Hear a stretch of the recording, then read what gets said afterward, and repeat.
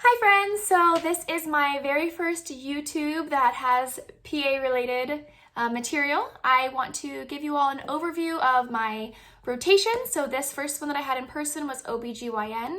If you don't know me already, my name is Lai Ling and I'm a second year PA student, so I'm on my clinical rotations.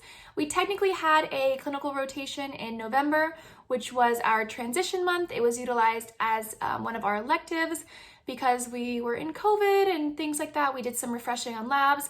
We took a family med EOR as practice, which it did count if you passed. So that's what we did in November, and now in December I did OB-GYN, and I just had my EOR today for it, and I start family med tomorrow. But anyways, so a little overview of my OB-GYN rotation. Overall, I felt it was an amazing first rotation, and I learned so much. I had a lot of hands-on experience. On a daily basis, so I would go to clinic around 8:30, and usually the office or the clinic is open until 4:30. One of the days we start earlier.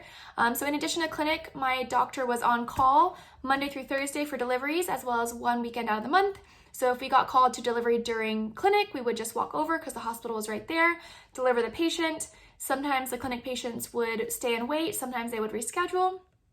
So for the most part, that's how our schedule went. As far as deliveries go, I did assist in 7 deliveries, which was super exciting. 2 of those were cesarean sections. So I got my first taste of the OR and my first taste of scrubbing in. So I would definitely make sure you refresh on how to scrub in.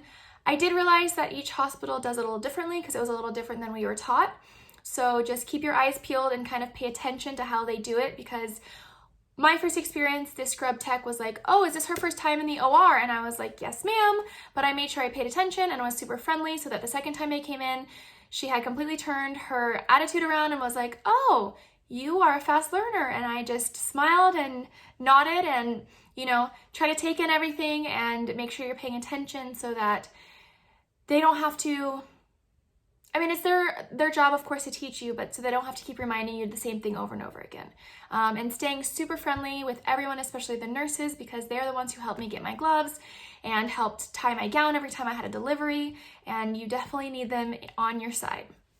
The deliveries was super amazing experience, something like you never, to be honest, like my mom had a lot of home births for my siblings, and I saw my little sister be born at home, but completely different experience when you're one of the providers or learning to be a provider. Super, super interesting. Maybe I didn't remember this from didactic, but after the baby's delivered, we take cord blood, which I was able to do.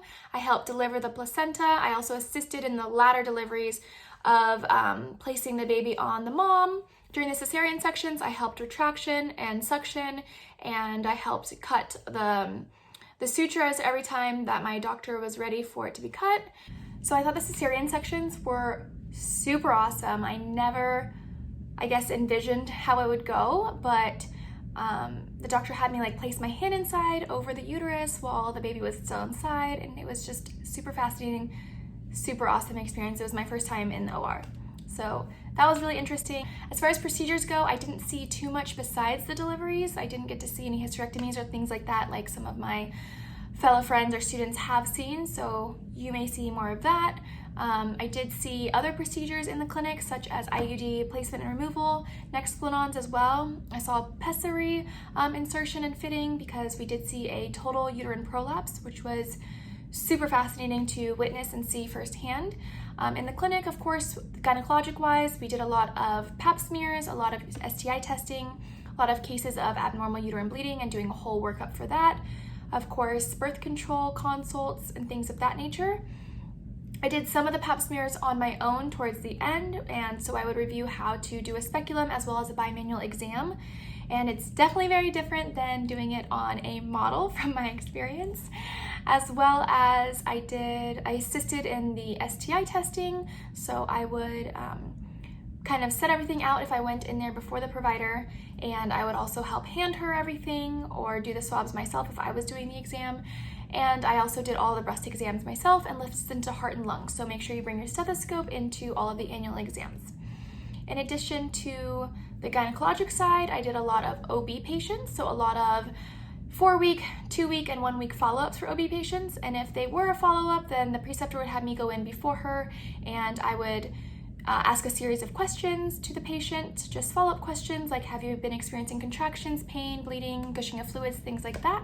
And I would ask them if it was okay if I did their fetal heart tones and measured their fundal height. So I would freshen up on how to do both of those things. A little tidbit that I took away from the rotation was that when you are earlier on in your pregnancy, under 20 weeks, it can be really hard to find, especially like under 16 weeks, 14 weeks, the fetal heart tones. They're really deep in the pelvis, and sometimes a patient can get nervous if they don't hear the fetal heart tones right away. So I always preface it with, I'm a student, I haven't been doing this very long. Please just be patient with me. It's early on in your pregnancy, so it may take me a little bit of time to find your fetal heart tones, but just bear with me, don't worry. If they're a little bit further along in their pregnancy and I was still having trouble finding their fetal heart tones, I would make small talk with them and I would say, are you having a boy or girl? Oh, it's a boy, congratulations. Where does he usually like to hang out? Or where is he hanging out today? And that way the mom kind of guided me into where she thought the baby was at, because I'm just new to palpating the belly. So the more and more you get comfortable, the more you can figure it out. It was a lot easier towards the end of the rotation. Establishing prenatal care, we would do an overview of things that they can eat, fish to avoid, medications they can take, ask them if they have cats in the house. So a lot of those screening questions I found interesting. You can review on how to read a fetal heart monitor, like the accelerations, deaccelerations, because we did some non-stress testing in the office.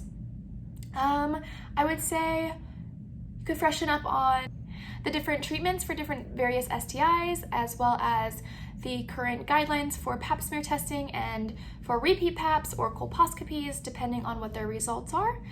Another interesting thing that I saw during this month was a patient with uterine fibroids, and they were actually very prominent. You can palpate them.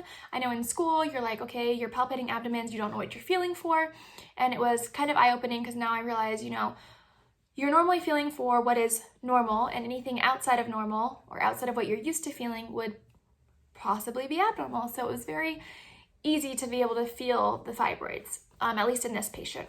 I would say make sure you carry your stethoscope and your fetal heart monitor, depending on the patient that you're seeing, because you don't want to go in the room without it, as well as the measuring tape if you're doing fundal height.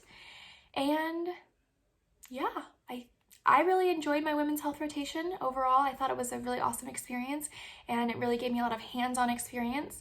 I realized that I really enjoy talking to the patients, one-on-one, making small talk with them and seeing how they're feeling and how they're doing. And I am super excited for more rotations. I hope I covered everything. If there's anything you all have questions about, feel free to reach out to me. I would be more than happy to answer them.